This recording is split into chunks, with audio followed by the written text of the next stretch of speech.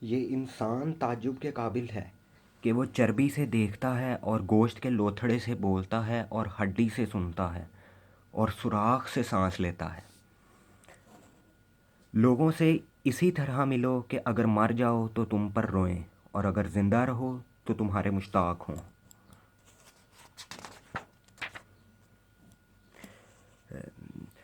جب تمہیں تھوڑی بہت نعمتیں حاصل ہوں تو ناشکری سے انہیں اپنے تک پہنچنے سے پہلے بھگا نہ دو۔ جس کے قریبی چھوڑ دیں اسے بیگانے مل جائیں گے۔ سب معاملے تقدیر کے آگے سرنگوں ہیں، یہاں تک کہ کبھی تدبیر کے نتیجے میں موت ہو جاتی ہے۔ جو شخص امید کی راہ میں دوڑتا ہے وہ موت سے ٹھوکر کھاتا ہے۔